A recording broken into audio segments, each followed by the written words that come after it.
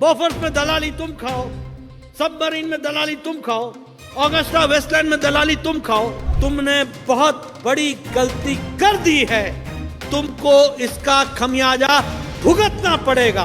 बालाकोट का air strike हो गया, पाकिस्तान चू तक नहीं कर सका। ये कांग्रेसी भाई ये पूछते हैं कि इसका प्रमाण क्या है। इन लोगों को आत्मचिंतन करना चाहिए, सोचना चाहिए। भारत के शौर्य के बारे में क्या चर्चा करेंगे जो सर्जिकल स्ट्राइक पर प्रश्न खड़े करते हो। जो प्रधानमंत्री मोदी जी ने कहा उरी में तुमने घटना घटी है, उसका जवाब दिया जाएगा और सर्जिकल स्ट्राइक होती है।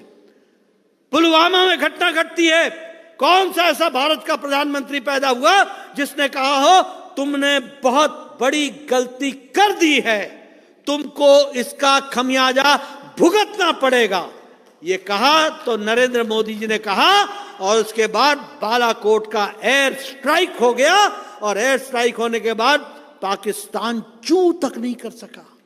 ये भी नहीं बोल सका कि मार पड़ी है, ये भी नहीं बोल पड़ सका कि मार पड़ी है। और ये कांग्रेसी भाई ये पूछते हैं कि इसका प्रमाण क्या है। बताइए, ऐसे लोगों को कोई देशभक्ति दिखती है आपको? कहीं दिखती है आपको इनकी देशभक्ति? ये आपसे प्रमाण मांग रहे हैं। आप देखो इनका हाल।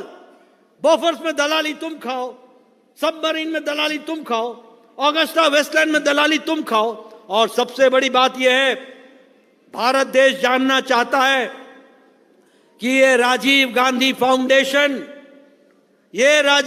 फाउंडेशन जो एक ट्रस्ट है, एक संस्था है, वह कम्युनिस्ट पार्टी ऑफ चाइना के साथ किस तरीके से, किस मुंह से समझौता करता है।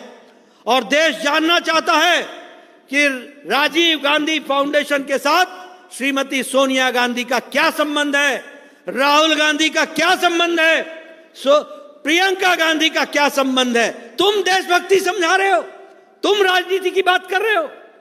आज कारगिल विजय दिवस के अवसर पर जहां इन लोगों को आत्मचिंतन करना चाहिए, सोचना चाहिए कि आप प्रधानमंत्री मोदी जी का विरोध करते करते देश का विरोध करने लगे हो, देश की रक्षा के साथ खिलवाड़ करने लगे हो और दुनिया को जवाब नहीं देते हो कि तुम्हारा चीन की कम्युनिस्ट पार्टी के साथ कौन सा संबंध है, कितने पैसे तुमने लिए हैं चीन की कम्युनिस्ट पार्टी ऑफ चाइना से, कौन सा फंड लिया है, कौन सा कार्य चला रहे हो उनके साथ। ऐसे लोग जब देशभक्ति की बात करते हैं तो शायद हमारे वीर जवानों के ऊपर एक तरीके से वो उनके जो घाव होंगे उनको वो ताजा करने का प्रयास करते हैं।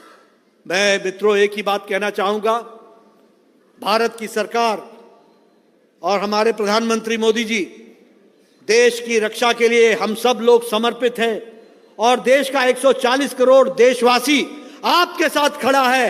और आज जब हम कारगिल विजय दिवस को याद कर रहे हैं तो इसके साथ साथ दुनिया को संदेश प्रधानमंत्री मोदी जी का है, न आंख झुका के बात करेंगे, न आंख उठा के बात करेंगे, आंखों में आंखें डाल के बात करेंगे। और